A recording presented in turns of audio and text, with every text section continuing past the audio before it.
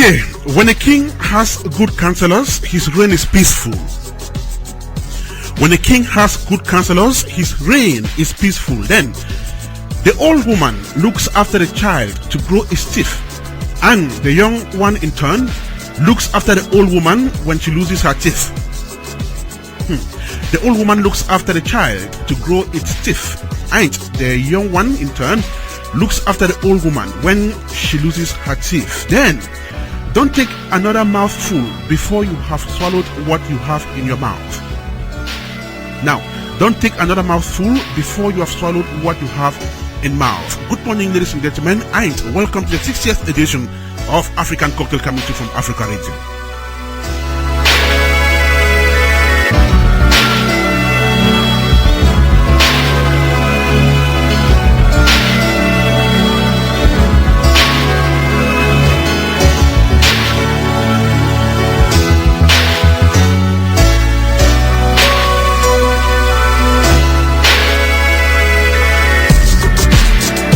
Okay, good afternoon to listeners of African Cocktail in Monrovia and other parts of Liberia. Our hearts go to listeners of the show in Freetown and, of course, the rest of Sierra Leone. Then, we are thinking of friends of the show in Conakry and the rest of Guinea. Then, good afternoon to African Cocktail listeners in the entire Nigeria. This episode of the show is dedicated to those 4 countries struck by the deadly Ebola virus.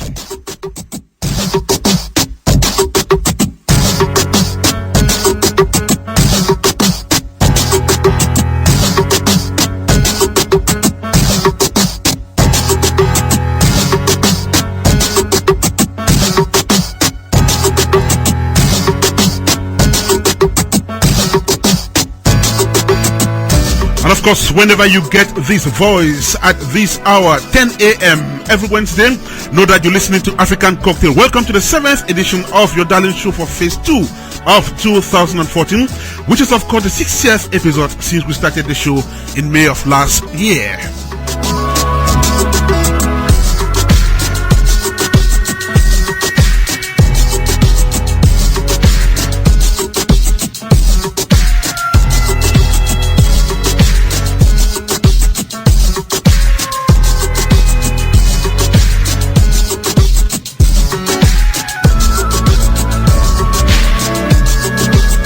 And just like we say all the time, African Cocktail is that party on radio that brings you all the niceties of the beautiful African continent. So how much of Africa do you know? How much of Africa do you eat? How much of Africa do you wear? And most important, how much of African news do you get to savor? And of course, how much of African music do you listen to or dance to? These are the kind of questions we do well to answer just on African Cocktail.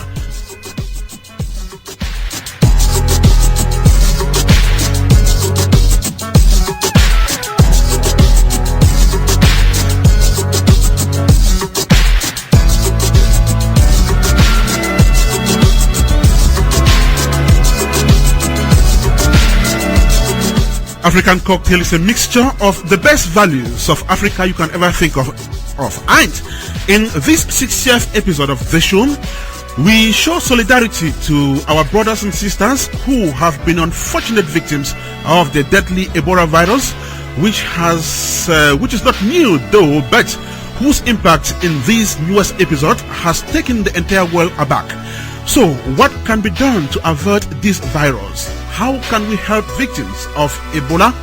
Well, we shall answer these questions together with some sons and daughters of West Africa, including actress and philanthropist Winstina Taylor. We shall also be talking to Gile Charles, and of course, we shall be talking to Souleyman Kouyate. Souleyman is from Guinea-Conakry, and of course, Winstina and Gile are from Sierra Leone.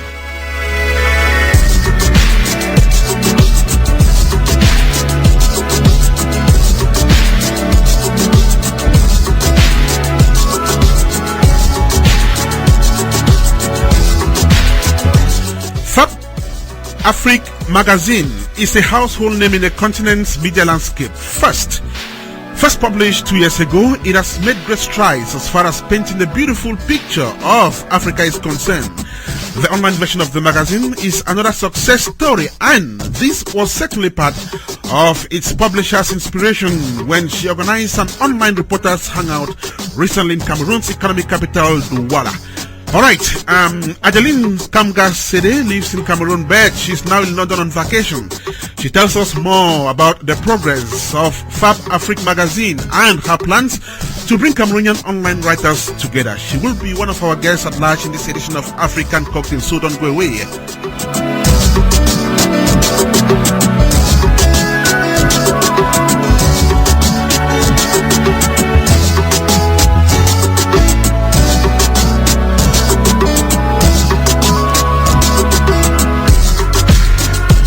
Okay, we shall have other guests in this edition of African Cocktail talking to us, including Susie Okum, an up-and-coming gospel artist in Cameroon. We shall also be talking to Ahmed Medhat, whom we missed last week. Then we shall go to Germany to talk with Nigerian actor Ogugua Igwe. Then our regular slots will be yours in this edition of the show. Titus Banyo's Belgium report, the Central African report from Ikwana or Ifana Kwalar, and of course Solomon Atta's South Connect. Meantime, I'm alone in this sumptuous 1110 studio of Africa Radios alone. We are situated, as we always tell you, at the northern belt of the city of Columbus. My name is Ernest Kanjo, asking you to sit down, relax, and of course enjoy every bit of what we shall be presenting to you this Wednesday the 6th of August 2014. And if you feel that you have something to tell us about this deadly Ebola virus, don't hesitate. Call us at 614-987-5097. You may just be adding your voice to salvage this situation. And of course, if you have any donations, then we shall have people speaking in this edition of African Cocktail. They will tell you where to direct your donations, because victims of Ebola are really in danger. They are actually suffering. They need our support. So we can just use this medium to lend our hand of support to them. Okay, like I said, my name is Ernest Kanjo. I'll be with you throughout this edition of African Cocktail. But then first things first, we must say thank you, God, for making this show happen, especially as we are visiting victims of the deadly Ebola virus. So wherever you are listening to us at this point in time, just bow down your heads. Let's say thank you, God, for a short moment. And we shall do that with one of Liberia's illustrious daughters, Kamga Adams, in this one titled Heart Desire.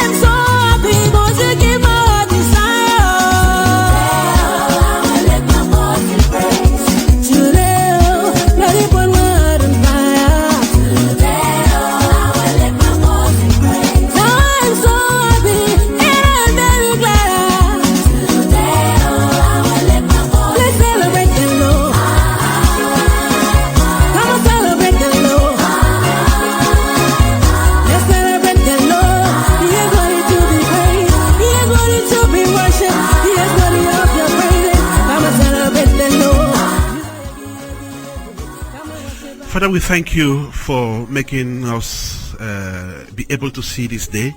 Father, we thank you for everything. Lord, we have a crisis in Africa. Father, we are committing you, Lord, to take care of the victims of the deadly Ebola virus. Father, you created man, you own every situation, Lord, and we know that you can reverse every situation.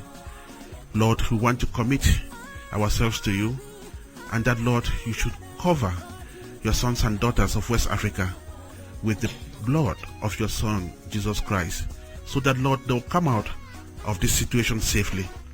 Father, we know you are able to do it because you own us. Lord, we pray for everyone listening to this edition of African Cocktail, and that, Lord, whatever thing will be said in this edition of the show will only go a long way to foster development on our beautiful African continent, and also to place joy in the hearts of our suffering brothers and sisters in West Africa. Father, own us and take over this show. We thank you so much, Lord. Through your Son, Jesus Christ, we have prayed. Amen. When the hope by your side, you will surely get the soon. Though they say you are doomed, you will surely boom. Now say today, that you got my heart on fire. And I am so happy, for to give my Lord desire. Today, oh, I will lift my voice in praise. Today, oh, Lord, you got my heart on fire. Today, oh, I will lift my voice in praise. And I am so happy, for to give my Lord desire. In whatever situation, let's give thanks to God. Let's lift our voices in praise. Her name is Kanvi Adams, in that very beautiful one titled Heart Desire. Kanvi is a daughter, an illustrious daughter of Liberia that's suffering from the deadly Ebola virus. But then we know that God is with that country and everything will come back to normal.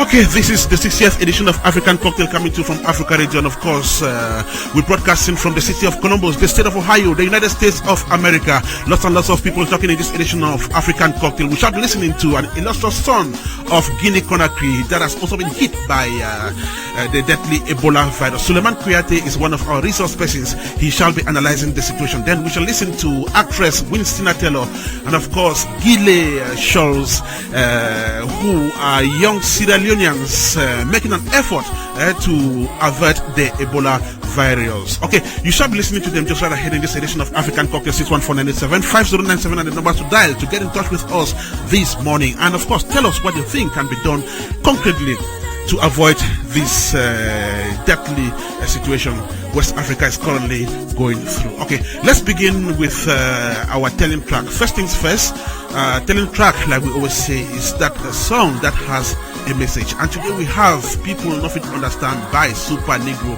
Bantu. Just right ahead, we shall be receiving our first guest in this edition of the show.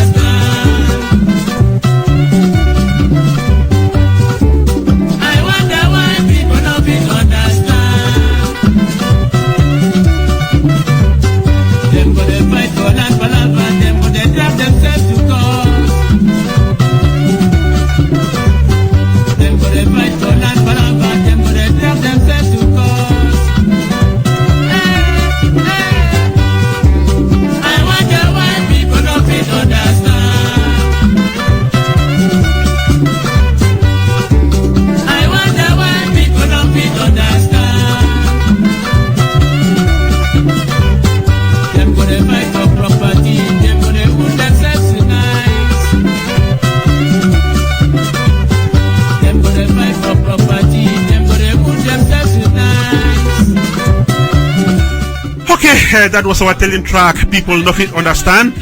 What do we say? Sans commentaire. Okay, it's exactly 16 minutes past 10, and of course, like we said earlier on, the Ebola virus has been ravaging West Africa, and of course, the world has been set aback. We hear the death toll is nearing 900, and of course, the situation is getting worse and worse. In Nigeria, which is the most populous black country in the world, 7 people are said to have died already. We are still going to confirm that, and of course, we have our resource person, Souleyman Kouyate, who doubles as an illustrious son of Guinea-Conakry, who has just joined us to analyze the Ebola situation in West Africa. Souleyman, bonjour. Bonjour, Ernest. Souleyman, comment ça va ce matin? Ça va très bien, sauf que je suis un peu fatigué après plusieurs heures de conduite depuis Washington DC, là où j'étais allé pour faire un peu de protestations. Vous savez que les chefs d'État africains sont là-bas actuellement, donc je viens de rentrer, je suis un peu fatigué. Cela ne m'empêche pas de me prêter un peu à cette émission qui est une émission de tous les enfants de l'Afrique. Merci beaucoup, Souleyman. Bon, Souleyman, ça fait quelques mois que le virus Ebola a causé pas mal de dégâts en Afrique de l'Ouest, plus précisément dans la Guinée, le Sierra Leone, le Libéria et plus récemment au Nigeria. Je me rappelle, toi et moi, nous avons parlé de ça au début de cette crise. Quelques mois après, la situation s'est déclenchée, Souleyman. D'abord, quel est votre sentiment comme fils illustré de la Guinée? J'imagine que ça ne va pas, Souleyman. Oui,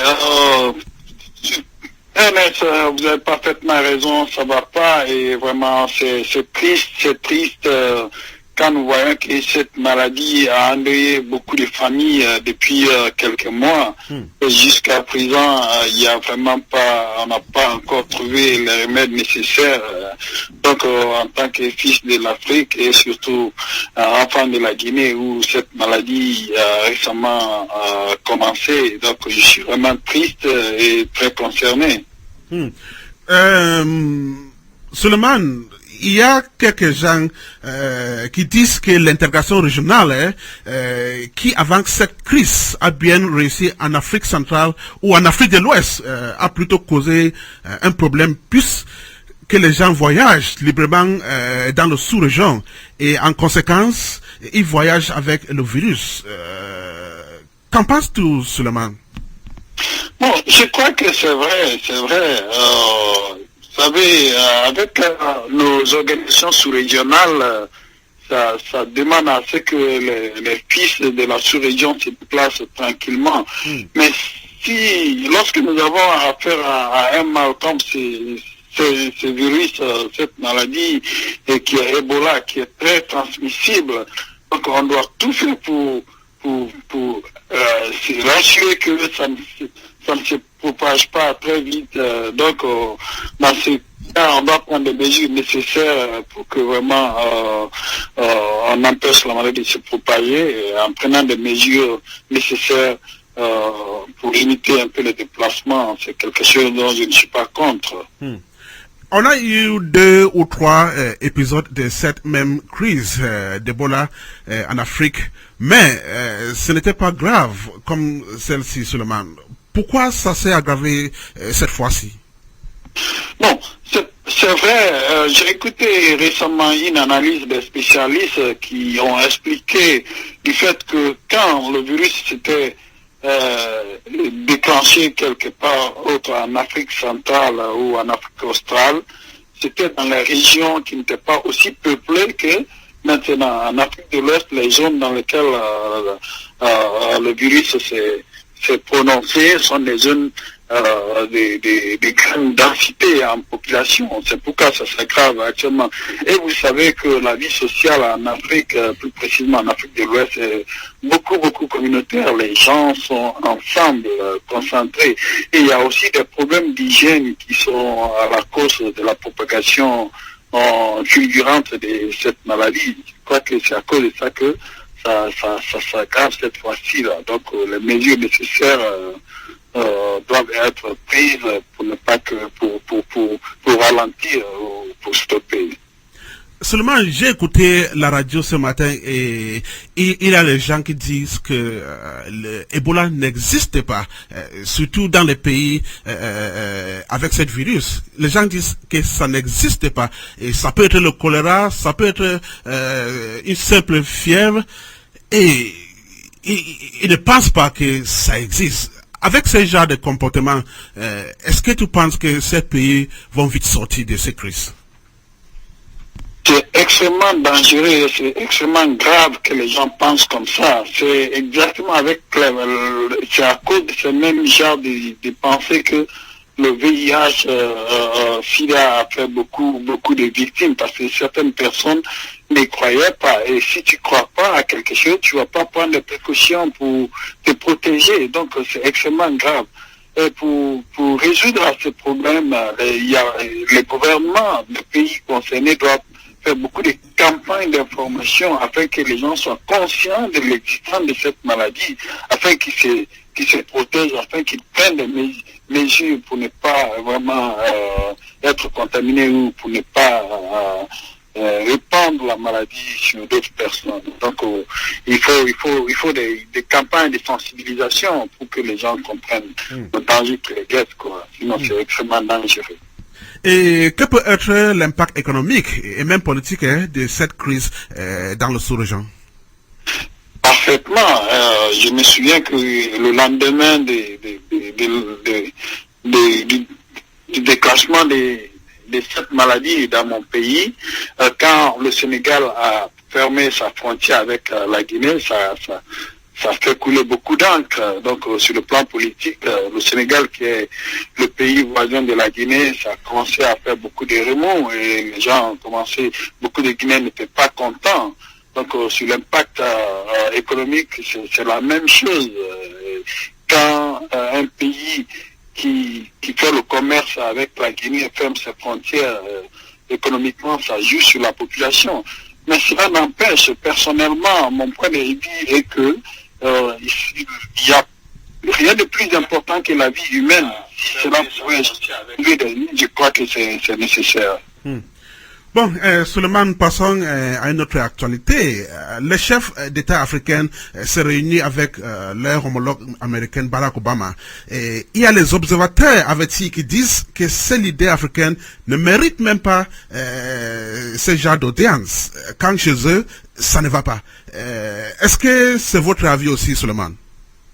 Ça dépend. Chez eux, ça ne va pas, ça dépend, je ne sais pas de quoi ils parlent, mais je suis entièrement d'accord que certains chefs d'État ne méritent pas d'être ici. Je peux citer quelques-uns, comme j'ai pas ma langue dans ma poche, quelqu'un comme Yaya Jammeh, quelqu'un comme Sassou Nguesso, ou même quelqu'un comme le président du Cameroun, par exemple.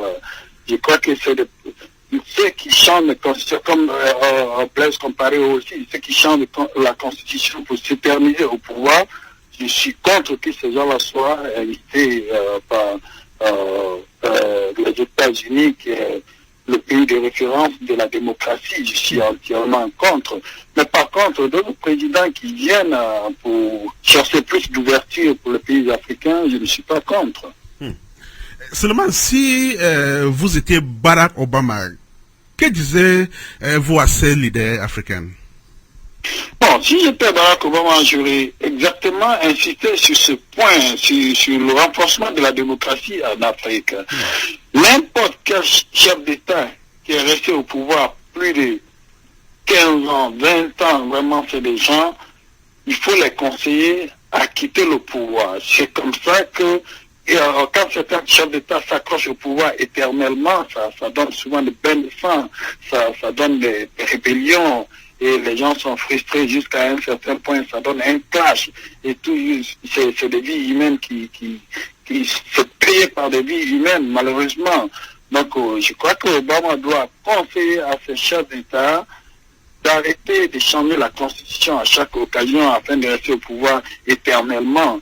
Donc, si j'étais à sa place, je conseillais à ces gens-là de ne pas continuer. Sinon, en cas de problème, ils n'auront pas de refuge, quoi. Ok, Souleyman, retournons à cette crise d'Ebola avant de terminer cette conversation. Quel est votre conseil pour la population de ces 4 pays abattus par ce virus? Bon, mon conseil, surtout par le gouvernement, c'est, comme on vient de le dire, c'est une campagne de sensibilisation pour que les gens, surtout ceux qui n'ont pas un niveau d'éducation élevé, qu'ils comprennent que c'est un danger. C'est un danger. Il faut que les gens acceptent d'être mis en quarantaine si un cas est détecté dans leur famille.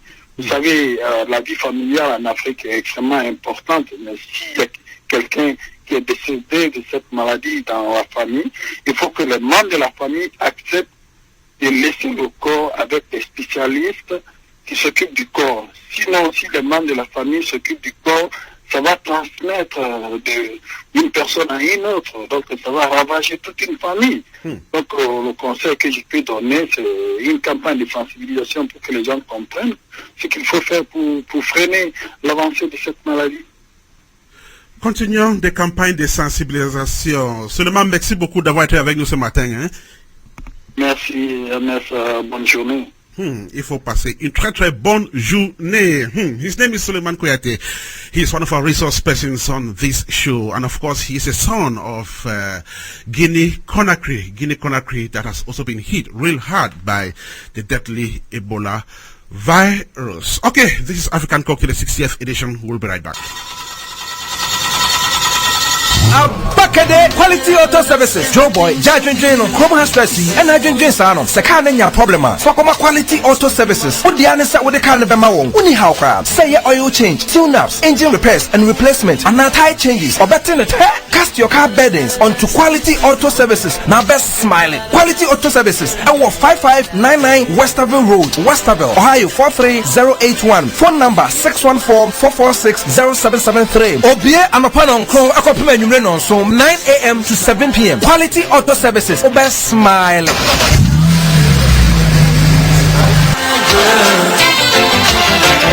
I love singing to you like a child.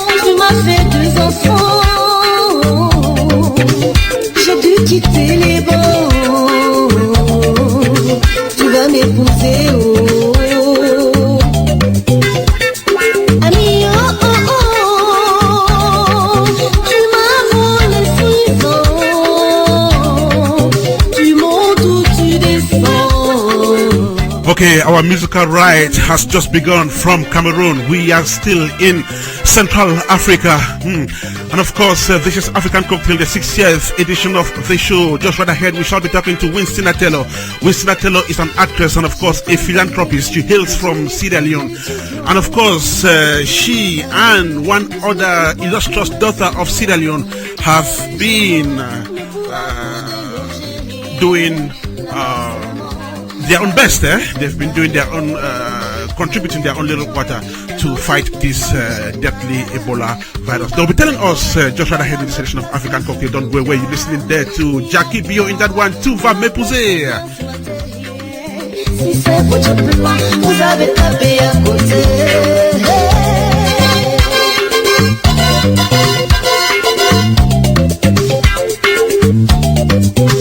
Tu vas m'épouser, oh. Tu vas m'épouser, oh.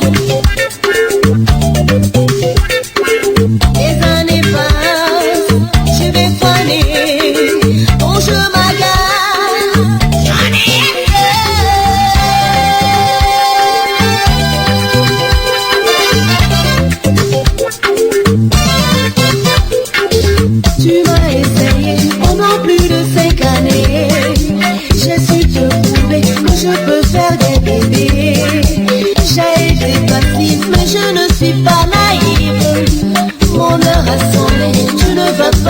café. Je suis décidée, moi je veux la sécurité. C'est fini les blagues, tu vas me mettre la bague. Même sans ta mère, on ira chez le maire.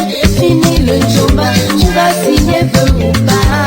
Je dis plus de jomba. Also, in this edition of African Cocktail, we shall go to Cameroon to meet CIANA. CIANA is the latest rapper in that country. She just released her single, which is making great strides already.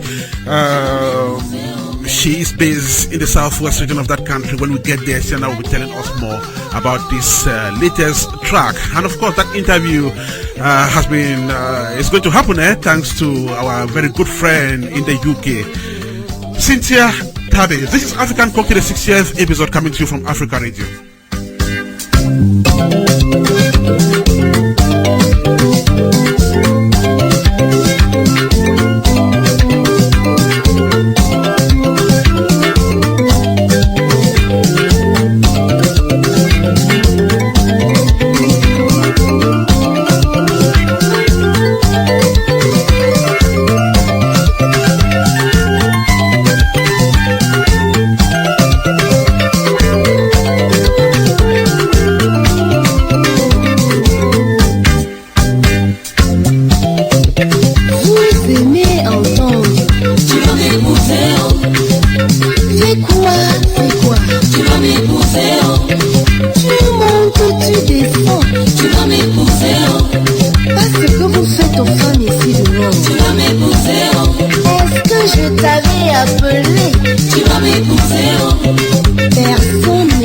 M'épouser, beautiful one there from Jackie Bio. This is African Cocktail coming to you from Africa Radio.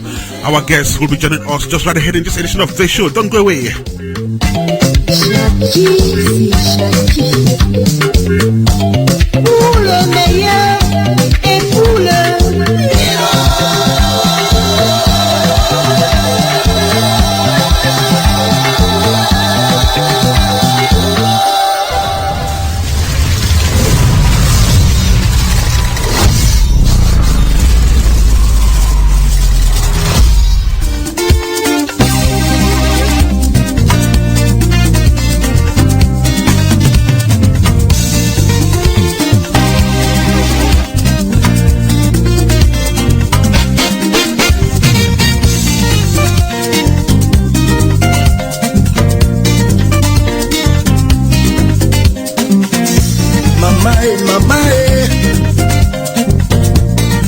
Okay, that one is titled Ayebok is by Belka Toby. We are still in Cameroon and our guests will be joining us just right ahead with Tina Taylor and of course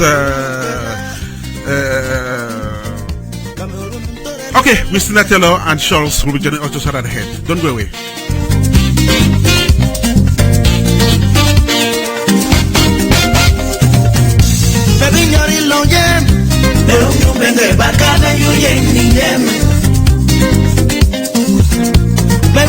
Cameroon,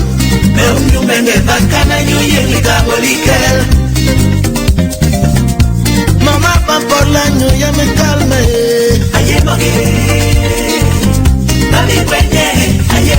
Mama Bancalaño ya me calme. Vale, pan por la ya me calme, mamá.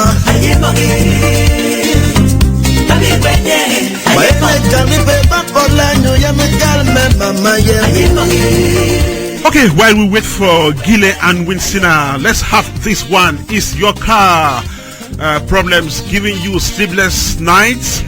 Okay, stop thinking about your car maintenance, oil change, tune-ups, tires, and many more. Cast your car burdens onto Quality Auto Services. Quality Auto Services provides full-time engine servicing, repairs, and of course replacements, complete auto maintenance, oil change, tire change, and of course rotations. Then Quality Auto Services is specialist in all cars. Bring your car to 5599 Westerville Road, Westerville, Ohio 43081. 5599 Westerville Road, Westerville, Ohio 43081. Then Quality Auto Services opens its doors every Monday to Saturday, 9 a.m. to 7 p.m. And of course, if you want to get to them, you simply have to press your fingers on 614-446-0773. 614-446-0773. Oh, you just do a walk-in, eh? Walk-ins are accepted. At Quality Auto Services, we simply say, you will smile. So you will definitely smile if you go to Quality Auto Services. Let's listen to some music, then we brace to have our next guest.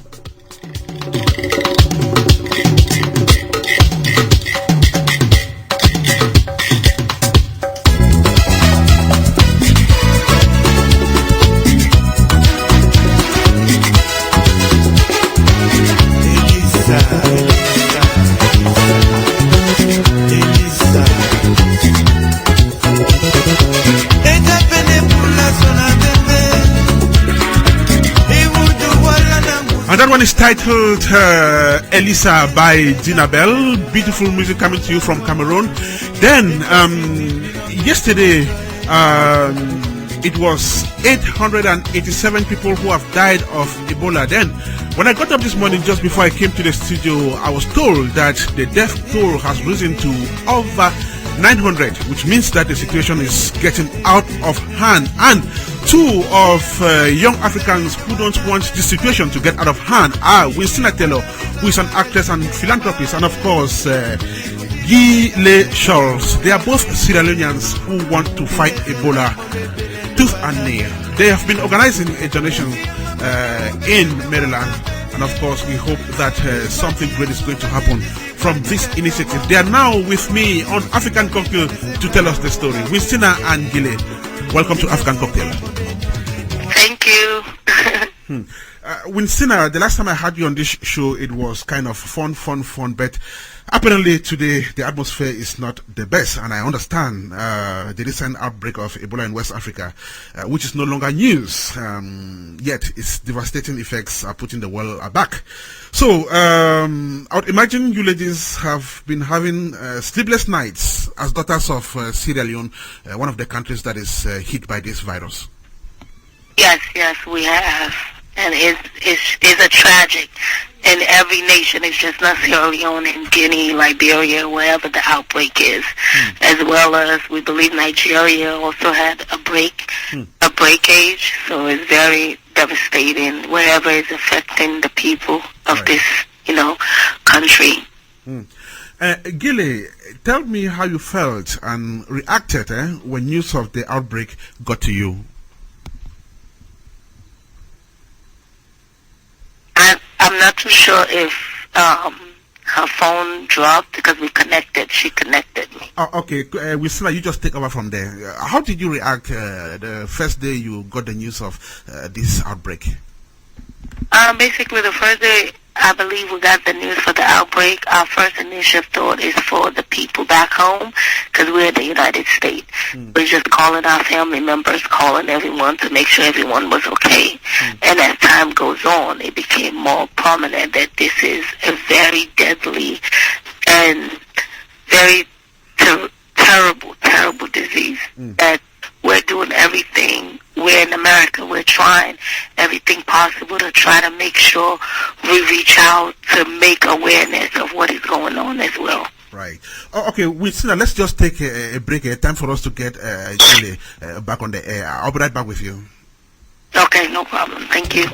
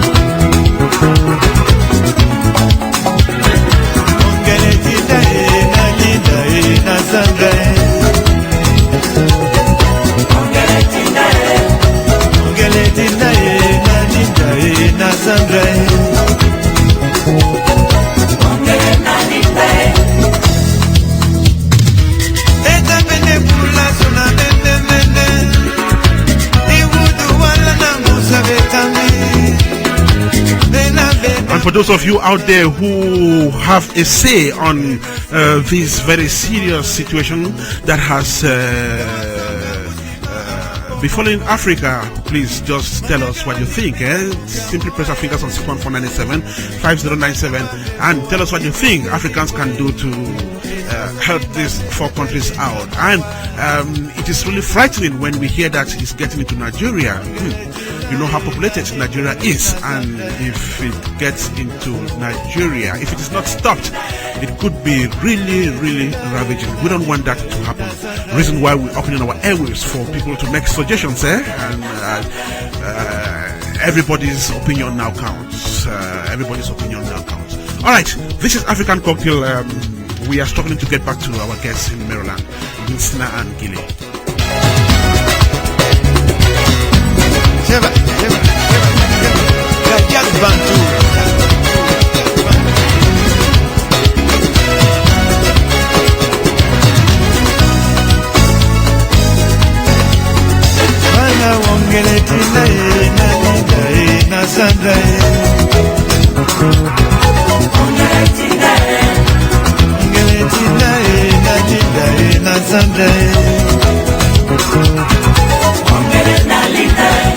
Okay, it's exactly 17 minutes to 11. Let's get back to Maryland, where Gile is back on the air. Gile, you're welcome back. Yes, I'm sorry, I didn't get that. Yes. Okay, Gile, just before you went off, I wanted to get your reaction on how you felt soon after the news of this outbreak. Yes, Miss Gile is actually back. She's joined us. Okay. All right, just go ahead. Tell us, so how did you feel when you got news of this outbreak? I felt sad and very upset that we're out here and, that kind of disease is raging in our country, and we know that our country will be least, prepared for it. So the first thing, of course, is to reach out to people. And I know this call is an outreach call, for donations. I actually have a list of multiple organizations and people that have come together with the same concern to reach out to raise funds, but most of all supplies, because our country lacks supplies to handle such an epidemic. And our first point is definitely the Sierra Leone Embassy, the embassy of our countries. They are selling T-shirts. They have a drive going on. There are also multiple organizations. A lot of musicians are making songs, and we are working to do a group song. There's also an Ebola donation drive, which takes place on August the 16th and the 17th at the Oxford Community Center, asking for donations of diapers, gowns, caps, shoes, hand covers, you name it. There's also what the embassy is doing is the Ebola Pandemic Relief Sierra Leone. So if you go to Twitter and enter the Ebola Pandemic Relief, you'll be able to contact the embassy. You can make donations through the embassy. You can make donations through other organizations or other groups of people, because there are groups of people. And then I believe on August 24 we have a multi-country football event at Watkins Park. Has been hosted by Sede Leone Foundation. They are collaborating with other nonprofits. The Sierra Leone Association of Artists and Musicians, we're also working on something to come together and do something, but we're in the planning phase still. And August, this weekend coming, there are multiple prayers with the Muslim Jamaat community and the Christians on the 9th, on the Sunday, this weekend, coming at 4 o'clock in Greenbelt at the Good Shepherd Samaritan Church, I believe, at 4 o'clock on Greenbelt Road. But there's so much going on, and there's so many places that you can just reach out. Go to Facebook, type Ebola, you just see all these things coming up. And most of us are concerned are our villages. How do these supplies get to the villages? The villages been taken care of. It's my main concern right now. I was going to ask that question. When precisely these donations are going to get to the country? I have no idea at this time. Multiple donations have been made. I know of a group where somebody's traveling in 2 weeks from now. I know of different people who are trying to ship. I also know that the embassy is working on something to ship. But and with the airlines to see if they can get them there faster. Right. And it's all a matter of funding, and it's all a matter of, getting the word out. Apart from funding, let's all work hard to get the word out, because everybody has their own market. Right. Everybody is important to somebody, and somebody's listening to you when you're talking. So that's my message. Get the word out. Talk to a friend, talk to your workmate, sing it, speak it, you name it. But let's all just spread the word about Ebola. It's not just about one nation. It's not about you or me. It's about people who are dying, who are unable to help themselves. And it's about a disease that we all are a little confused about, how it started and when it's going to end and what damage it's going to do before it decides to go away. Right. Let me find out, what have you collected so far? Do you have stuff you've already collected? I'm not working with one particular group. I'm actually working with multiple groups. So I know that different groups have collected a lot of supplies, more of supplies. Right. The donations are being collected more towards shipping. Yes. Now, have you been communicating? I've created T-shirts. The sales of those are going towards shipping and buying supplies. Right. So, have you been communicating with authorities in Sierra Leone? And if so, what have you been telling them, and what have they been telling you? I have not been communicating with authorities in Sierra Leone directly. I've only received second-hand information, so I would not want to, vouch for that here, because it's not something I've done directly. But we are listening to what is going on remotely via the media. I know that the information I am sure of, and even at that, you cannot be so sure because you're looking at statistics. But then when you get close to family members, you hear numbers that are different from the statistics. So the viability of what we're hearing, I deeply sense that because we're talking about the provinces, it has not hit the capital as such. Right. It is much worse than the hinterlands. Our greatest enemy is the literacy, the knowledge, the education for our people up in the villages to understand what they're dealing with and how to deal with it. Right. So, Winstina, you happen to be a very God-fearing person. What advice would you have for your kindred to accelerate prayers in a situation like this?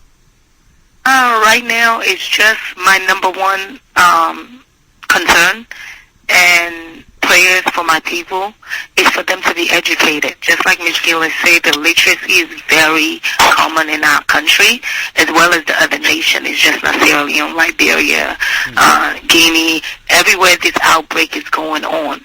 It's just for me to just bust it. I know a lot of times people think people know how this disease is contaminated.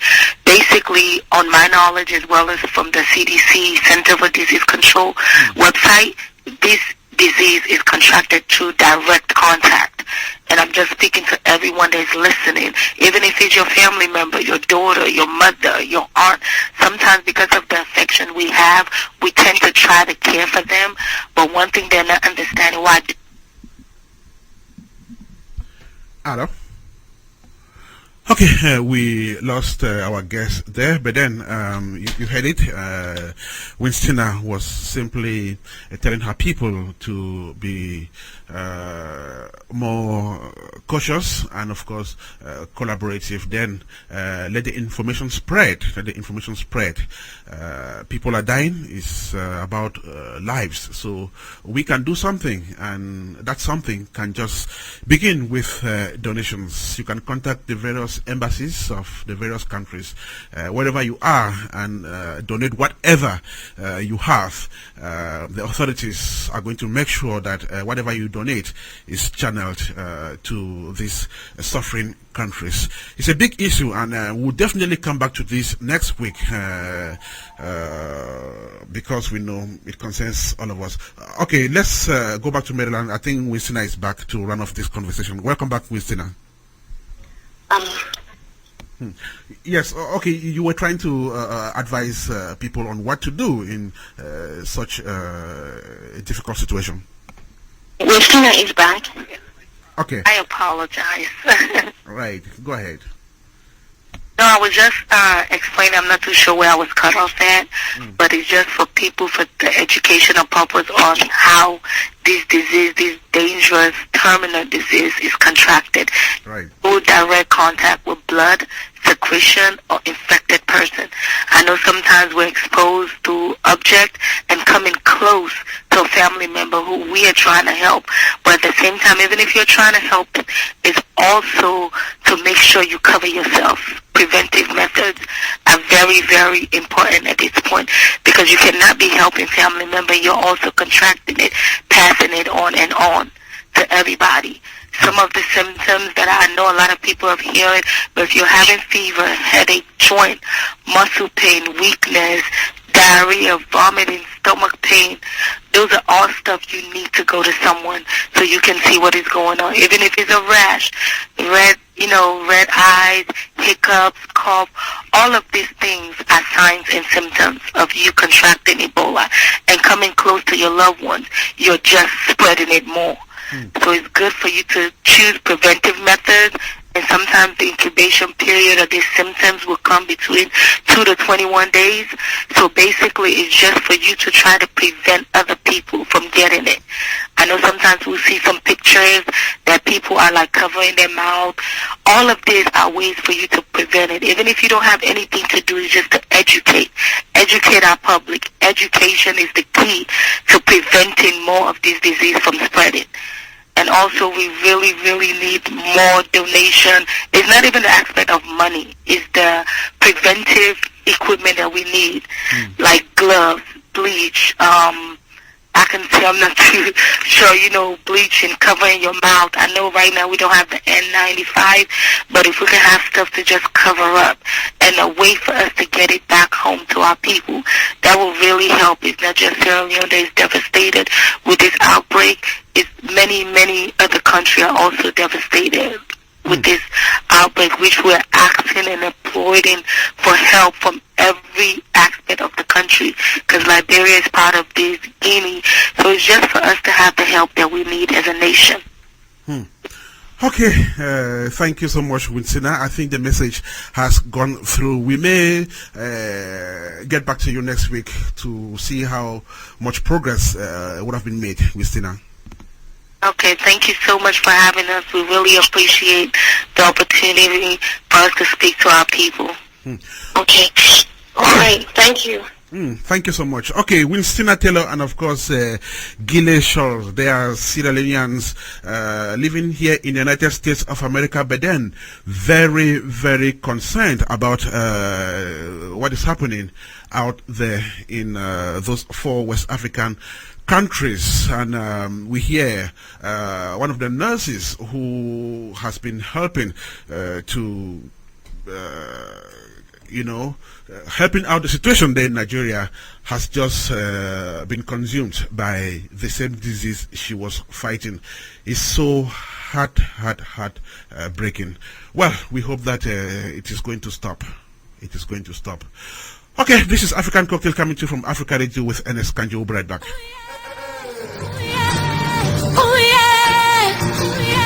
Have you received a prescription from your doctor yet? Good. Looking for a convenient pharmacy for all your medication and pharmaceutical needs? Well, Hope Pharmacy is the right place to go. Providing free medical counseling for all their customers, Hope Pharmacy also provides free prescription pickup and delivery, free vitamins with your prescription order, easy transfer of prescriptions, and Hope Pharmacy provides fast-track prescription service. No wait time. Hope Pharmacy accepts major insurance coverages. They're located on 5791 Cleveland Avenue, Columbus, Ohio, 43231. Again, 5791 Cleveland Avenue, Columbus, Ohio, 43231. The hours of operation are Monday through Friday, 9 a.m. to 7 p.m. and Saturday, 9 a.m. to 2:30 p.m. Again, Monday through Friday, 9 a.m. to 7 p.m. and Saturday, 9 a.m. to 2:30 p.m. If you need any more information, contact Hope Pharmacy at 614-426-4160. Again, 614-426-4160. Hope Pharmacy. Your health is our priority.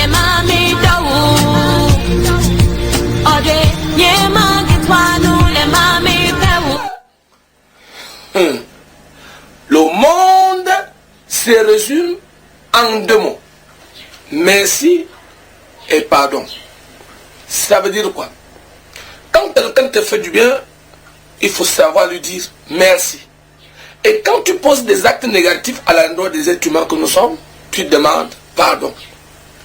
Alors, pourquoi le monde est-il aussi ingrat que... Regardons. Malgré tout ce double barrage, la rivière suit son cours. N'est-ce pas, Martinez Zoko?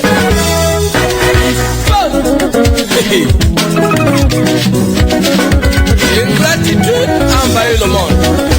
Nous on s'en fout, même si on ne reconnaît pas les bienfaits, nous on avance tout à pas de géant. N'est-ce pas? On peut donner. Ah, Amambe, tu m'entends.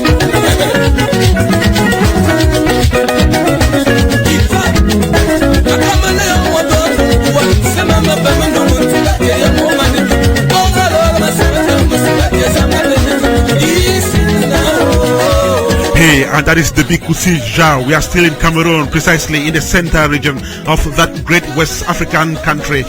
West Africa geographically, but then as far as the economic bloc is concerned, Cameroon is situated in Central Africa. His name is Amapiero, and that one is titled Ingratitude. Exactly 2 minutes to 11, and time for us to move over to Germany, where we have our Nollywood actor Ogugua Igwe, who has just joined us to tell us about his career. And of course, this is in our actor's profile. Ogugua Igwe, you are welcome to the 60th edition of African Cocktail. Thank you very much. So, how are you today? I'm doing fine. And you? I'm alright. So, in what part of Germany are you speaking to us this morning? I'm speaking from Freiburg. Is that the east, the west? Southwest Germany. Southwest Germany. And how is it over there? Looks like you guys are enjoying summer. Not really, but the weather is not too bad. Ogugua, it's a little strange to me to have Nollywood actors in Germany. I've been talking to a lot of them here in the United States, but I haven't really been aware that you have Nollywood actors living out there in Germany. Yes, we do. We do have. Even by next month, we'll be having a Nollywood Festival Award here, which we're holding in Frankfurt. Right. Wow. Yeah. That's fantastic. Yeah. So, could we just know who Ogugua Igwe is? Actually, I'm called Prince Ogugua Igwe. I'm an ex-footballer, a model, right? An upcoming actor. Right. Yeah. That's fantastic. From the Igwe family, a loyal family in Obeze Kingdom in Emene, Enugu State of Nigeria. Currently, right. I'm living in Germany. Yeah. So, Ogugua Igwe. That sounds Igbo. Yeah. Right. All right. So, when did you decide to become a movie actor, and what inspired you into this art? Yeah, I would say during my old school days, when I used to be a good dancer, I realized that I can impress people, which becoming a movie actor was one of my dreams. But I never had the time because of my football career.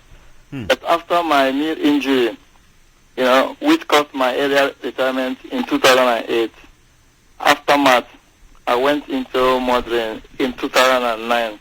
Which is still the same entertainment line, And finally, I hit it in 2011 via Suzy Films production as an actor, Right. About acting for me is entertainment, and the entertainment is an inborn aspect for me, Right, that's good. So, which are some of the movies you featured in so far? Yeah, I featured in Hidden Reality, produced by Suzy Films production. I played as main actor in the movie. Right. And also, for upcoming movie called The Illegal Immigrant, produced by Maxi Film Production, there I played the role of a minion, an agent to the tempter in the story, Right. Yeah. So, who are some of the Nollywood actors you've worked with, and could you describe your experience working with them? Yes, I have been with some Nollywood actors and actresses in different occasions.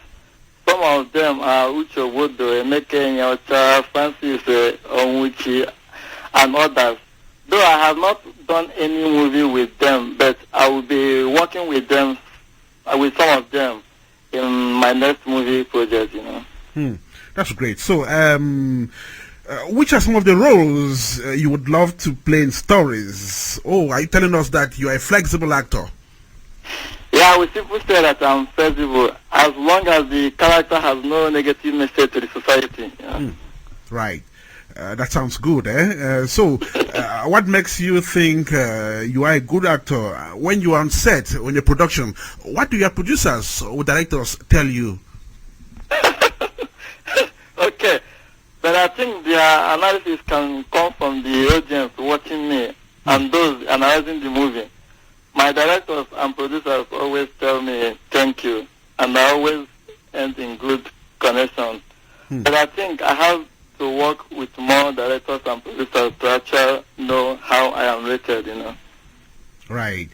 Okay, Ogugua, you definitely have ambitions of growing in this very big industry. Yes, for real. And so, do you intend to hit the apex of Nollywood? Yeah, I would like to see Nollywood coming closer to Hollywood level, Now, there is this observation I've made there. Today, actor, tomorrow, producer. Today, actor, tomorrow, producer. Virtually every actor is getting into production. Do you have hopes of doing that too? Yeah. Right now, I'm in the pre-production stage of my first feature film, which I said earlier that I will be working with most of the Nigerian actors and actresses. Right. Ogugua, it was nice talking with you. We'll probably find time to talk again on this show. Before you go away, just one last word for your fans, briefly. Okay. Thank you very much. I want to tell them that I love them all. Right. I'm nothing without them. So I will do all my best to keep entertaining them. Ogugua Igwe is nothing without you. I'm talking about you, his fans. So he will do everything to satisfy your desires. And of course, he is an up-and-coming Nigerian actor. Thank you so much for joining us in this edition of African Cocktail. Okay, we'll be right back. It's exactly 4 minutes past 11. We still have lots and lots of people coming up in this edition of the show, including Kamga, Sede, Adeline, who is the publisher of FabAfriq magazine. She is in the UK on vacation. She lives in Douala, Cameroon. And of course, we shall also be going to Cameroon, where CIANA is with us on this edition of African Cocktail. Don't forget our regular correspondents, Ifana Kwala from Douala, Cameroon, Solomon Atta in Johannesburg, South Africa, and of course Titus Banyo in Antwerp, Belgium. All right. Music. That's all. Hey, hey. On no quarter, Jama, what the beautiful fraba. Hey, what the Jama won't say near Bakumampu. In Life African Market, a beer store, a CEO Columbus. In Life Supermarket, a workman said, Baby and Krabato Krumhay. Maybe a debut, name In Life African Market, a store for cry, a ton fresh food stuff. Opedian, Banche, Bayre, Fufu, and Nam Papa the eye at the bone kind there. And no one A Life. One year master the form for. No. Nanya corner A Life African Market at home. Other China Mimo A Life, your one stop shopper, or ton and papa a yahunami. Money transfer, and a unity the Fred Ghana in and in that time, what then and Yagro A Life African Market, a one more would name Cleveland Avenue Chase way. That's a wooden home, and a one war. A CVS at you and can Dr. Yesu Hospital, Danda de Nimuha. And you never see for pay life for Chirakwaya and one is over 4384 Cleveland Avenue, Columbus, Ohio, Haya, and Afrewo 614-414-0330 and now say 614-270-7976. A Life African Market.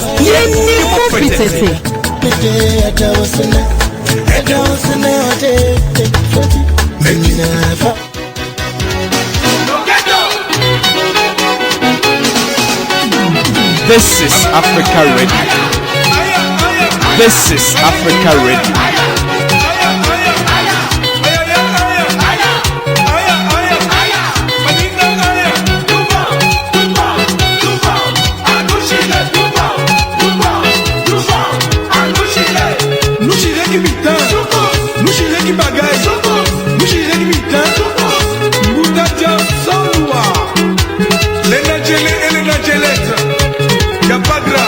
On se réjouira à Abidjan. C'est toi que je peux faire tout mon cœur. Isabelle, l'amour pas ni Djedjo, ni Djemoué. Ah maman, Nami Leni yeye, Nzoto nanga, Nami Kanisi yeye, Mobolingo, Motema nanga molele, Lobola pharmacie. Regarde chérie, n'a causé la caca, mon palais mariage. Isabelle, c'est toi que je peux faire de tout mon cœur.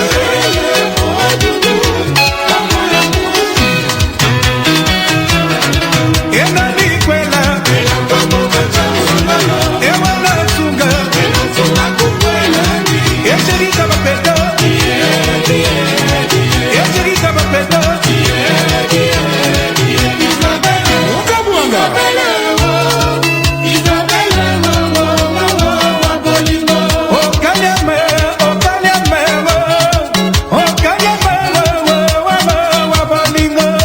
This is Africa Radio.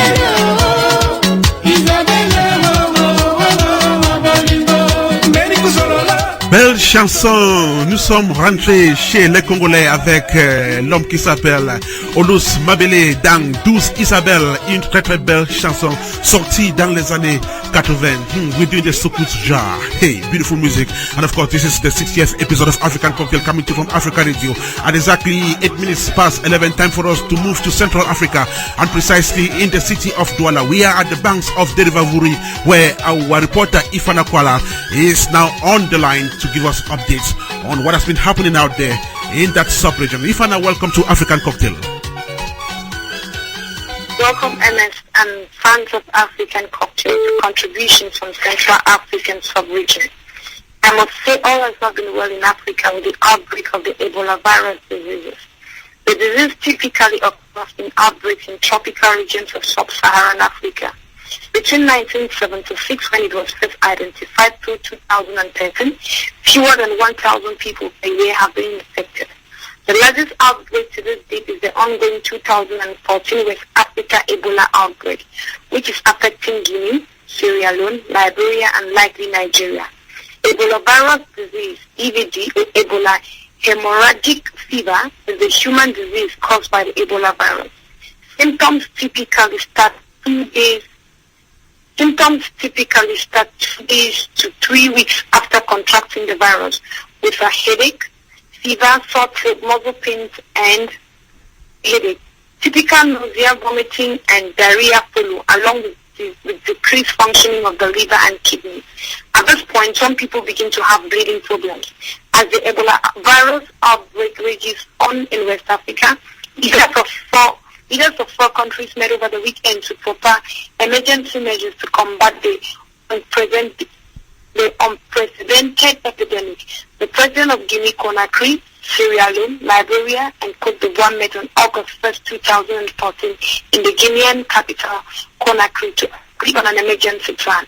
Agency reports as of now, Ernest, there's no case of Ebola recorded in Cameroon or any other Central African country, but measures are being taken to prevent any outbreak. As the African proverb goes, if one finger brings oil, it falls the other. So all of Africa is being affected at this point in time. And it's apart from the Ebola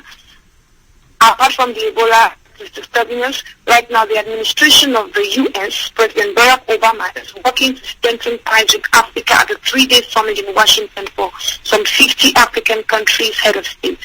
Monday's opening forum touched on a range of issues, including security, health and environment, and corruption. China, Europe, and Japan have all held similar events to encourage investment in Africa. But the White House denies its Africa summit is in response to investment in Africa from China. U.S. businesses have generally been hesitant to invest despite the high growth rate seen in many countries. Billions of dollars in new funding is expected to be announced for Power Africa during the summit. The program's goal is to add 1,000 megawatts of generation capacity, and 20 million program's goal is to add 10,000 megawatts of generation capacity and 20 million new electric customers in Africa by 2018. That's quite interesting, eh? And Ikwana, I must thank you for the education on Ebola, whom our guest earlier on with Senator Taylor said Africans really need, because Ebola is ravaging that continent, causing sleepless nights among the population in Sierra Leone, Guinea-Conakry, Nigeria, and of course Liberia. I'm talking about sleepless nights, Ifana. Contestants of the 2014 Miss Cameroon beauty pageant had hardly gone to bed until 2 weeks ago when the final of the contest was staged in Cameroon's political capital, Yaoundé. Yes, Ernest, and the winner was Larissa Ndangum, who doubles as former Miss Cameroon USA. The 24-year-old beauty queen, who is 1.8 meters tall, overpowered contestant from the other regions of the country. She will be representing Cameroon at this year's Miss World Beauty pageant built for London. Meanwhile, Larissa was closely followed by Eti Florence as first runner-up, Abe Genevieve as second runner-up, Linda Camden as third runner-up, Jokobet, Elise and Christelle Oyeno as fourth and fifth runners-up respectively. The Miss Cameroon Beauty pageant takes place annually and is organized by La Comité d'Organisation de Miss Cameroon, known by its French acronym as COMICA. Ifana, we also understand that the 2014 edition of Miss Cameroon might have been glamour, but some of our people out there, Cameroonians, are saying that it wasn't anything to write home about because of something they said wasn't really clear. Definitely, and what was going to be glamour almost turned up sour with a massive Cameroonians out here who think crowning a US-based contestant as Miss Cameroon was a grave error and lack of seriousness on the part of the organizers. People are saying here that Larissa Ngangum was not supposed to contest in the first place, given that she represents no region in Cameroon. And to the best of their knowledge, finalists of Miss Cameroon are drawn from 10 regions of the country. Larissa, who is based in the USA and did not contest in any of the region, was therefore simply intruding. Even though some have argued that she's a Cameroonian, born in Cameroon, and has the right to contest in any Cameroonian beauty contest, others have said by having her take part in the contest was a psychological blow enough to other home-based contestants who would naturally feel inferior competing with a contestant from the almighty America. As they put it, this they argue would have certainly affected their performance. Definitely. If Anna puts it this way, our mighty America. But how is COMICA, the organizing body, reacting to this talk? There's been a lot of talk about this latest Miss Cameroon, Ifana. And for now, I will say we haven't really had an official statement from COMICA, at least as far as this report is concerned, but we will try to get to them. For now, the 2014 edition of Cameroon has come and gone. The outcome is what it is, and people are saying what they are saying. Well, I have to report what is going on. Yeah, we also hear Larissa has been kicking back, explaining what has said. Many don't seem to understand. She says many people don't even seem to understand the crux of the matter. So she's been trying to kick back. And according to her, Cameroonians living abroad have always been encouraged to take part in the contest, and that if she did, she was just being in her right to do so. Well, as you say, Ifana, we are only reporting what is going on without necessarily commenting. And so the Ekran Noir Film Festival ended in Yaoundé last weekend, Ifana. The show is big with the following bagging prizes. Ekran d'Or Aziz Kamen from Morocco, Ekran du Court Métrage La Perle from Cameroon, Best Actress International Viviane Sede from Mali, Best Actor International Nash Mbeko in Dust and Touching from Zimbabwe, Special Jury Mention Confucian Nawa from Nigeria, Best Cameroon Actor Kwanyang Kwai. And it will definitely be coming back to some of these major stories and to say that the country is still drowned in the stupor of the Afrima victory scored by three of theirs, Candy Enoch, Gasha and the North. And as I can't end this edition without mentioning this great upcoming event, for its very first edition in Africa, be involved for the youth as part of the mega event that will look its activities, present to the Cameroonian youth the American star T-Pain and the sensation of Africa's music, Peter and Paul, known as P-Square. This artist, together with other Cameroonian artists, will be having a great concert in Yaoundé, Cameroon's political capital, on the 9th of August 2014. And I'm sure I'm going to be there, and I'll give you much and so much news about what is happening in Yaoundé. As for us here in Cameroon, it's a very good evening.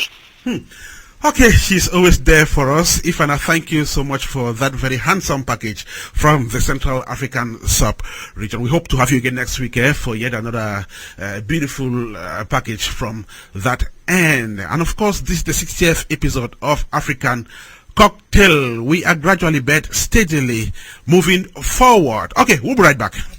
Music. That's all. Hey! Hey! Oh no, no, Jama, what did people from Hey, what did Jama want to say? Niaba Krum Hampu. A-Life Africa Market, a beer stock, a CEO Columbus. A-Life Supermarket, a walk master, Bloom, baby, and Crabata Grumhay. Wait there, debut. Name A-Life Africa Market, your store for cry, a ton fresh food stuff. Open there, Banche, Bayre, Fufu, and Nampapa be I the bon kind. And one A-Life. One year master that from Fufu. No.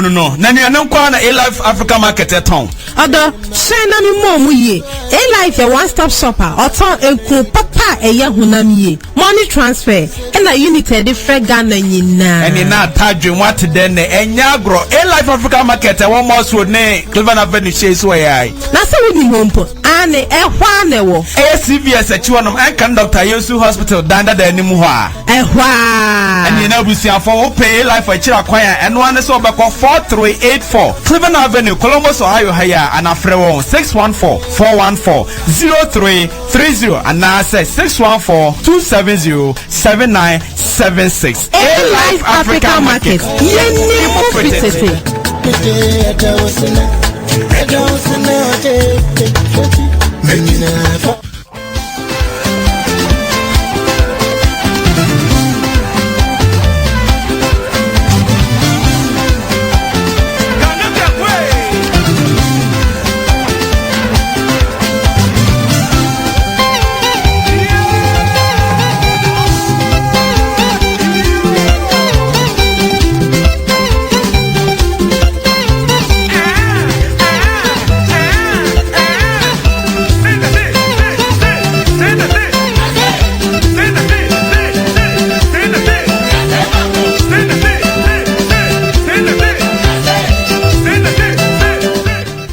That beautiful one there by Dibala titled Okay, Madam has brought the time to 20 minutes past 11 and time for us to move to the Antwerp metropolis. We're in Belgium where our man Titus Banyo is already on the line. Titus, what's been going on out there? He's our correspondent in Belgium.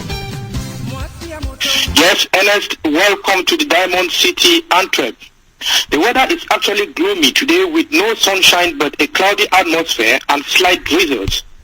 This gloomy atmosphere seems to characterize the minds of most Africans out here since the outbreak of the Ebola virus in West Africa. And when it comes to disaster, people act like one, and this has been the case with most Africans out here. So therefore, it has not only been a Guinean, a Sierra Leonean, a Liberian, or a Nigerian thing, but it has become an African thing. Since the outbreak of Ebola, the most discussions amongst Africans have been centered on how this has been taking away lives and spreading rapidly. Some Guineans I talked to, had to call off their journey home during this summer owing to the disaster that has befallen their country. This means, therefore, losing a good chunk of money. Meantime, those who travel to Africa during this period are already hurrying back, not because their holidays are over, but because of the fear of the unknown. Churches with African descent have been holding prayer sessions calling on God Almighty to intervene. And one of such churches is the Presbyterian Church in Cameroon, Belgium. Ernest, we all know prayer is the master key, and we definitely know that God is going to intervene and Ebola will be history. Ernest, this is all I've gathered from out here. Except you have some questions, then the rendezvous will be taken for next week. Let's take the rendezvous for next week, Titus. Thank you very much, and keep praying, and Ebola will definitely be history not long from now. Thank you so much, Titus, and we hope to have you again next week in yet another edition of African Cocktail. Okay, let's have some music then. We'll be right back.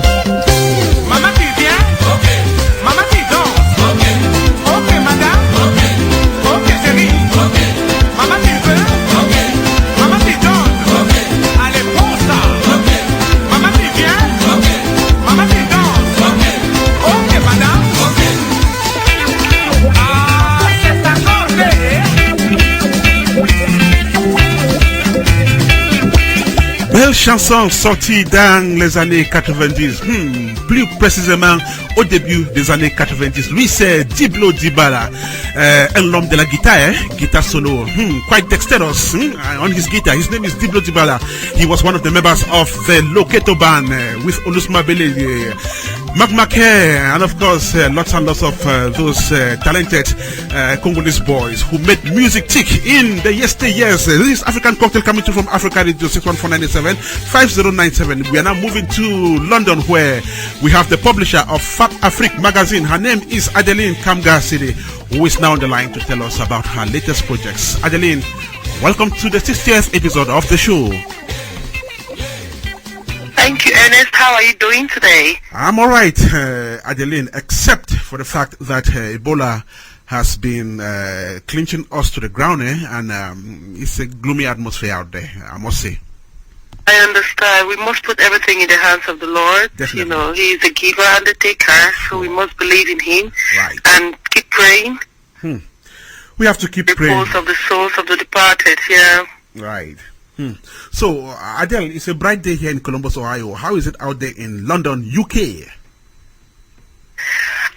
It has been a bit sunny in the morning and then cold in the afternoon. So I think we're just catching a glimpse of sunrise again. Right. With the British unpredictable weather, we you know, you're never sure what you're getting. But well, it's sunny, so that's fine. Sure.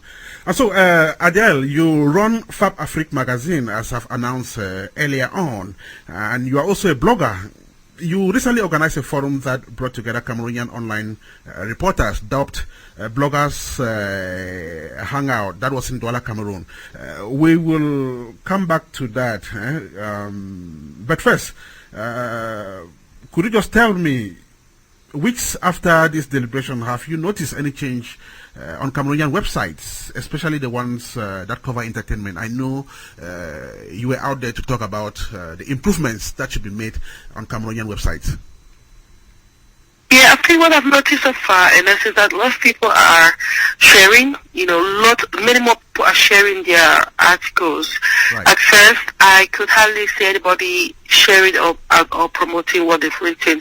But now, strangely, most people are sharing their articles on different groups, different platforms, and I think they're picking up some of the good tips that they got on the day. Yeah, so that's one of the key changes I've noticed. Right. So briefly, what do you think should be done to accelerate this improvement everyone yearns for?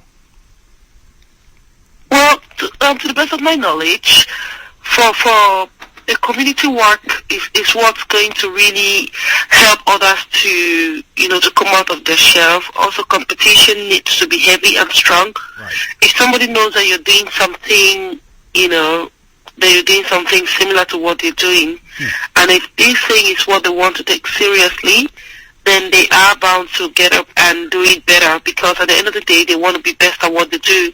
So competition is something that we have to promote and we have to accept. Also, the Cameroonian community out there needs to be on their guard with regards to where to get information, and they have to like, comment, and share this information. If you do not promote, or if you do not support, or if you do not signal that you've actually read something somewhere, these people might get discouraged and they might stop, you know, writing or blogging. So we're begging the Cameroonian community to join in this revolution. Comment, share, just make a sign, show a sign that you've actually, you know, read or noticed something. Like, comment on, and of course share information. Her name is Adeline Kamga Sede. She's the publisher of FabAfriq magazine. Adele, I understand you are nursing plans to organize another Cameroonian bloggers rencontre. When precisely will this hold, and what will be the nature of this meeting, and what issues will you be handling this time around? Yeah, we're looking at this around between the 17th and the 20th of August. We've not yet decided, and this one is going to be an online bloggers hangout. Right. The online bloggers hangout is an opportunity for diasporan bloggers to join the bloggers in Cameroon, to share some of their main concern. What we're going to be talking about is, of course, we're going to be touching the most important issue, the Ebola. We're going to be discussing about the Ebola. We're also going to be discussing some of the difficulties that people have in sharing information. Right. But then we're still deliberating on the key theme of this event, which I shall be able to share with you once we've decided, and you can share to your audience through your other platforms. But yes, there's another one coming up between the 17th and the 20th of August. It's going to be tweet chat, bloggers hangout, Camel bloggers hangout, tweet chat. So if anybody want to join us, please send me an email, adeline.sede@fabafriq.com. Now, this seems to be a new, this seems to be new. How often do you intend to have these meetings, and what is the raison d'etre for organizing them, Adele? We know if you forget or if you relent your effort in trying to rally or initiate a change, then nothing is going to happen. So we are looking at every 2 months to host at least one of these. And apart from the fact that we're trying to join the diasporians in these, we want this to be a home brand. We want this to be something that we're doing at home. And because doing this at home is purely promoting bloggers in Cameroon to blog, to have somewhere that they can go and hang out, to have something that they can say. So bloggers at home, we really want to promote them, so we'll be doing it every 2 months. Right. Inshallah. Right. Adele, the glamorous event that was organized to launch FabAfriq magazine is still fresh in my mind. 2 years after this launching, how is Fab magazine doing? Cameroon FabAfriq magazine is when we decided to launch FabAfriq magazine in Cameroon, we were thinking of bashing all the news agents, sharing the magazines on the road, just making sure as many people as possible own FabAfriq magazine. But what we realized is that that's not the strategy we want to use going forward. FabAfriq magazine is a very premium quality magazine. It beats most of the magazines out there in Cameroon, if not all, which I can gladly say. It beats all the magazines that I've seen in Cameroon, except some really foreign magazine that has been imported.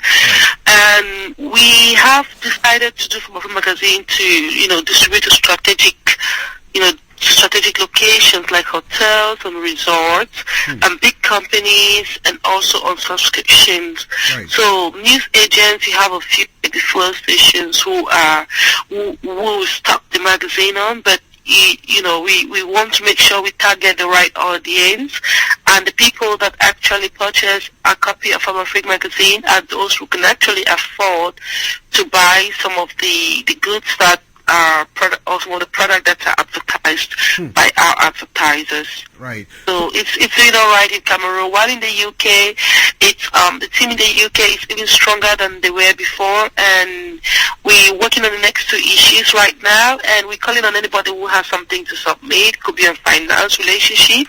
If you're out there and you're listening to me today and you're a writer, then please do get in touch and submit an article for an opportunity for the article to be published on a glossy print magazine. Right. And so she has said it beats many, if not all, magazines on newsstands in Cameroon. Adele, what are some of the big stories that are featured in this magazine so far? Well, what we tend to do with our magazine is we tend to, apart from the editorial, which is always the very hard article, most often the editorial covers any current event at that time. Like the last issue, what we covered was the World Cup, and we tend to look at the African teams that are representing Africa at the World Cup, and then we did an editorial of their past activities and how we estimate. How we're thinking they're going to perform during the World Cup. We also talked about the general issues surrounding the African football, like the coaches and the management team of being African, and the learning style as well. So that was a big issue at the time, and that was what was covered.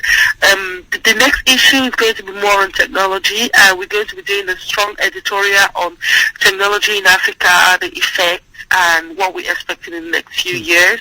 But minus that, we have some lightweight articles like relationship and parenting. We also have some glossy fashion pages. We're looking at issues that affect people in their careers. I have a column that I do, and this column is purely on an HR base because the job career progression and stuff. With my HR background, I've tried to make sure most people have the opportunity of reading something that can actually help them in their career from where they are today to where they want to be. So, yeah, that's what you can find in FabAfriq magazine: parenting, relationship, cuisine, African super weddings, and lifestyle, really, tourism in Africa, and some big stuff too. Right, Adele, we are about to run off this conversation. I happen to have run a magazine myself, and I know it's not biscuits, it's not chocolate, it's not candy, call it whatever you want. So what are some of the challenges you face running FabAfriq magazine? Hello? Okay, we're sorry about that. We've lost our guest from the UK, Adele Kamga, Sede, the publisher of FabAfriq magazine. Well, we actually got her message. Okay, we will be back with you. Just time for us to listen to this. Finding a good place to shop for all your family food stuff has not been that easy. Okay, a live African market is the solution. A live African market is a one-stop shop that sells fresh farm produce at cheaper prices. So, I beg your pardon. Shop for plantains, chicken, fish, meat, fufu, yam, and many more. They also provide money transfer, calling cards, beauty products, and of course, if you want to get to a live African market, you simply have to go to 4384 Cleveland Avenue behind CVS at junction of Morse Road and Cleveland Avenue. Then you can go there every day, Monday to Saturday, 10 a.m. to 8 p.m. Then on Sunday, 2 p.m. to 8 p.m. Okay, we'll be right back.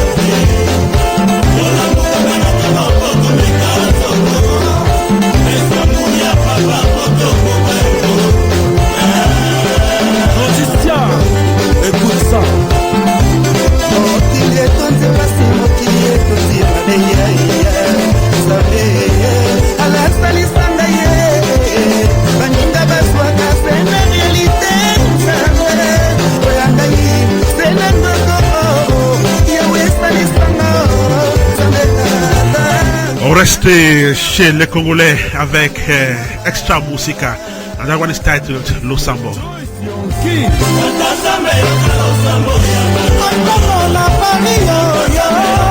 This is Africa Radio. This is Africa Radio.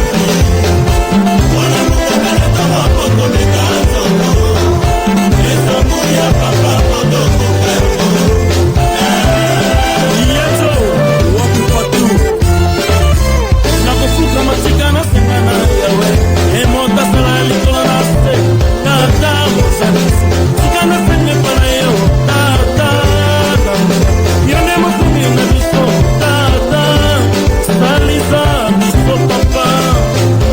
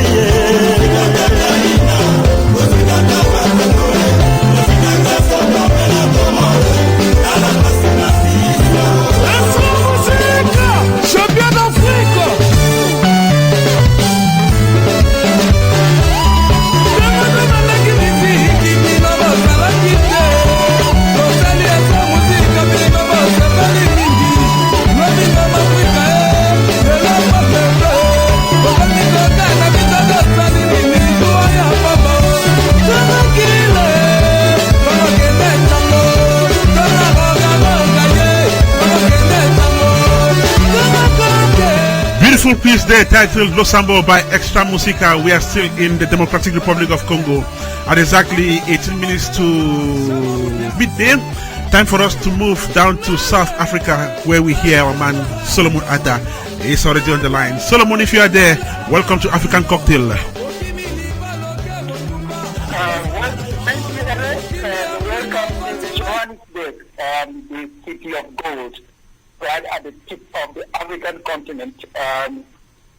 It is the economic nerve center of South Africa. There's a lot of things happening here, and I have to say that we are alive after we have some earthquake, 5.5, 5.3 reading on the Richter scale yesterday. So at the epic center, you have about 400 homes destroyed. And there's been a lot of news happening from here, not to forget the Ebola scare in South Africa, and also there's a lot of things happening about news. So let me welcome you and your listeners to Johannesburg. So, Souleyman, a 5.5 magnitude earthquake hits the parts of South Africa. What are the developments, Souleyman? Almost yesterday at about 12:25 local time, the Richter scale recorded a 5.5 magnitude earthquake in parts of South Africa, especially specifically in the northwest province of South Africa, in Orkney, a small town called Orkney. The good news, Ernest, is that no, that is a very mining area. No miners were trapped on the ground, so there have been no casualties except for one person that has lost his life when a wall collapsed. So, the seismologists continue to warn that a miner should not go underground until it has been established that no aftershocks may occur, so that everyone is safe. So, and as far as that is concerned, everyone was shocked because in South Africa we're not familiar, so to speak, with earthquakes. So it's a very good news, unless for the unfortunate situation where one person lost his life. Right. Well, we hope everything has been done to have everyone safe out there. So, Souleyman, what is this blackface picture making rounds on social media and a university which has suspended the students involved? Yes, and there is the University of Victoria, which is at the political capital of South Africa.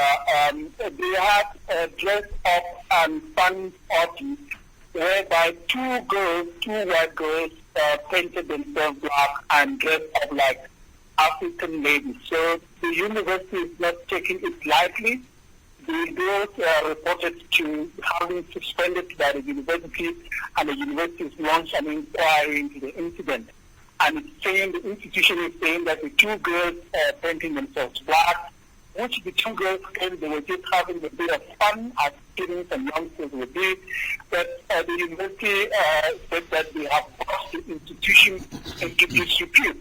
And I think emerged on Monday that you're beginning to make it, where the pictures went viral on social media and has made it into mainstream media as of this morning and later part of yesterday. So these students have been suspended, and the institution, the University of Victoria, is doing an investigation into the situation. So, but you know, in South Africa, anything that has a racial undertone, it could be comic, it could be just for fun, but there's some sensitivity surrounding it. And this is not the first time that it will happen in a higher institution of learning. There were also situations that happened, similar incidents where some states were asked to bring their own urine in the University of the Free State. So to remember, this country, just 20 years after the fall of apartheid, is still very sensitive to issues, to things like that. Right. So, Souleyman, Commonwealth Games in Glasgow, how did Africa fare?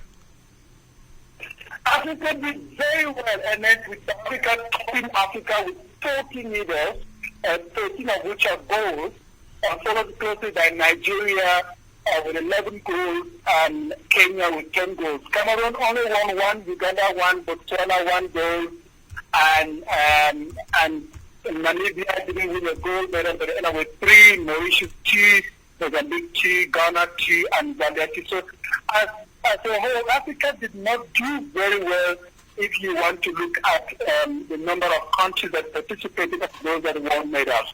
But with South Africa topping the table, coming in to take number 7 in the Commonwealth and the first in Africa, you can see that Africa was very well, did very well. And also Nigeria coming in second with 11 gold medals, winning a total of 36 medals, closely followed by Kenya, third place in Africa with 25 medals, amongst which are 10 gold medals. So yeah, you can actually see that the continent didn't do badly, and as far as I am concerned. Right. So the local football season has just begun out there in South Africa. What is MTN 8 about, and who qualifies to participate in this tournament, Solomon? And indeed, the local soccer league here, which is called the Premier Soccer League in South Africa, just started. It's rated among the top 10 Premier leagues in the world. It started last week with MTN 8. These are the guys or the teams that finished 8th in the league, finished the top 8 teams in the league. So they get to play a tournament called the MTN 8. MTN, because MTN is the main sponsor of the tournament, and this is when the teams get to size up the competition as they move forward into the league proper, which is going to last them up to June next year. And this is also interspersed by other cup games. But I have to indicate that sports analysts and fans have been speaking out against the lack of goals in regular play time, which is also a very big concern for the new Bafana coach, which I'll be talking about a bit later. But this talking became very apparent in the Black Medal Cup, which was played a fortnight ago, and in which during regular playing time, the two big giants of South African Premier League, Orlando Pirates and Kaizer Chiefs, did not score a goal within regular playing time, although Orlando Pirates later won the game on penalty. But this again raises concerns in terms of our Bafana not being able to qualify for experience the World Cup or the AFCON tournament. And because the teams which are the biggest football teams in the country didn't score during regular playing time, it raises concerns in terms of the quality of our strikers. Right. Solomon, since the start of the show, we've been talking about the Ebola virus that has hit West Africa, and there are fears it could spread all over the continent if frantic measures are not taken. In South Africa, what is the situation? What are people saying about this Ebola? Are they scared? Not really, and that is because the Minister of Health, Dr. Ernest had earlier on, I think more than a fortnight or so ago, moved to calm fears because the Johannesburg International Airport of South Africa is a very popular destination, that all the measures were being taken, that the country should not be caught up in any kind of a frenzy, that everything was being, all the measures were being put in place to be able to monitor and to keep, if someone was suspected and so on. And there was also when we had the H1 flu before 2010, people were being screened at the airport. So all such measures, especially at the ports of entry for this country, have also had taken measures to be able to pick up in case of an event. But on a side note, you should just now the eyewitnesses and local news agency in South Africa reporting that 932 people have been reported killed by this virus, by this Ebola virus, and 7 have been reported to have the virus in Nigeria, 2 of which have already met their unfortunate end. So it's something that is on the media here in South Africa, the Ebola virus, and I should also indicate that we received news that the World Bank announced 2 days ago that it was setting aside $200 million to help combat the disease in the heavily affected countries such as Guinea, Liberia, and Sede. And so we're hoping that some of these measures will be able to help out in order to stem the spread of this virus. Right. Solomon, we may not be very wrong if we say that Africa has moved to Washington, D.C. with over 40 leaders meeting with President Barack Obama. Jacob Zuma, is he there? And there's more than 45 heads of state and government are in Washington, D.C. for Obama's first U.S. Africa Summit, with the African delegation hopes that AGOA, which is the agreement on trade and investment in Africa, is supposed to be extended. This is because that particular AGOA agreement contract is going to end very soon. So I'm sure that most of the sub-Saharan delegation in the United States, the Africa-US Summit, will be hoping that this AGOA agreement is extended. But also, and I think that the U.S. is, analysts here, I think that the U.S. is sort of playing some kind of catch-up, because you remember that more than just about a fortnight ago, the BRICS group of countries launched a development bank, which they say they want to be able to kind of counterbalance sort of a development bank like the World Bank and things like that. So it looks like there's some kind of a new scramble for Africa's attention. Analysts are saying that in fact, the African heads of state that are in Washington right now should be able to use this summit to their own advantage and use all the attention that they are getting from China, from the East, and balance it in the one that is in the United States, such that they are able to negotiate investment deals for the continent. Solomon, we are about to run off this conversation. It's a bright weather here in Columbus, Ohio. Is that the same thing out there in Johannesburg? I know it's getting to 6 p.m. out there. Yes, and before I tell you how the weather looks here, I think not the cloud in the sky, the sun is going down. But let me tell you, those that are having a good day, just under a fortnight ago, Bafana, new coach was announced by the South African Football Association in the presence of Mr. Efren Sheikh Mashaba. And if your listeners remember, he's been at the head of the national team, the football national team in South Africa twice before. So when Safa announced his name, they said that he had a good track record when it came to the development structure, because sports analysts have been saying, why is it that Bafana is not doing well? So this particular coach that has been appointed for Bafana has a very good record when it comes to the under 20 and under 21. So he is the guy that has been charged with the task of getting Bafana, our national football team, to qualify for AFCON 2015. And Ernest, just as I wrap up this package from South Africa, the weather here is very good. It was very warm, not a cloud in the sky, and the sun is just going down over the horizon. So I won't be able to do the markets today because we cut off the time and the currency. But this has been Souleyman Kouyate in Johannesburg, and I look forward to speaking to you about what would have made news on the continent, and especially from South Africa next week.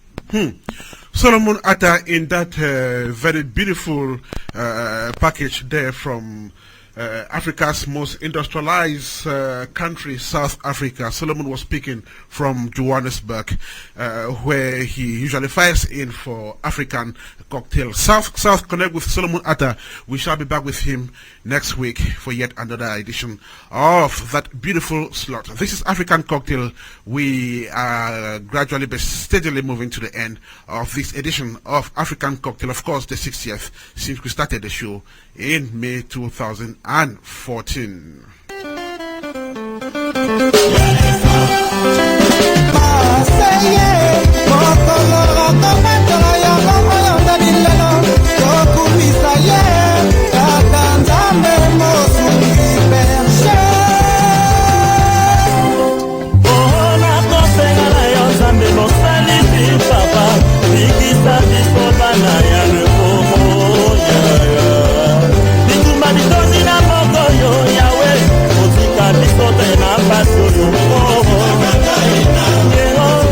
And of course, we are gradually putting a full stop to this edition of African Cocktail. Time for us to vote thanks. First, thanks to my very good friend Cynthia Tabe, who has been listening to us from London, UK. And I must say, Cynthia, thank you so much for arranging the interview with CIANA. That interview will take place next week on this very show. Because of time, we couldn't get to Boya, Cameroon to visit the professional guardian of that up-and-coming rapper who has been making great strides and whose single release 2 days ago has been greatly appreciated. So we'll get to CIANA next week on this show. Thank you so much, Adeline, Kamga, Sede, for joining us in this edition of African Cocktail. I also want to laud the efforts of our correspondents Solomon Atta, Ifana Kwalar, and of course Titus Banyo, who joins me in this edition of African Cocktail. Then to you, Ogugua Igwe, I want to say you are the Igwe. Then special thanks to Winston Taylor and of course Gile, who joined me in this edition of African Cocktail to ask Africans to pass the message across, the message of solidarity, the message of how we can put our hands together and solve this very big problem that has befallen West Africa and of course the world, because people are dying, and if one soul is missing, it is the whole world that is mourning. I also want to say thank you so much, Souleyman Kouyate, our resource person who analyzed the situation. He looked at the economic impact, the political impact of the Ebola virus, and of course Souleyman also talked about the regional integration in West Africa, which hitherto had been considered as something very good, and of course an example to emulate, but then which has also had its own ugly effect. That is people moving from one country to the other, and of course carrying the virus with them. We hope that the situation will be contained, and of course things will turn to normal.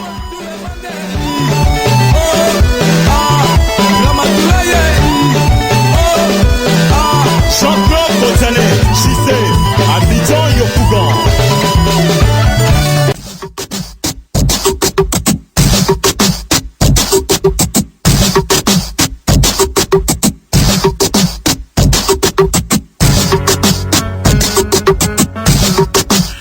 And of course, that's how we put a full stop to this 60th episode of African Cocktail, coming to you from Africa Radio. This is Africa Radio.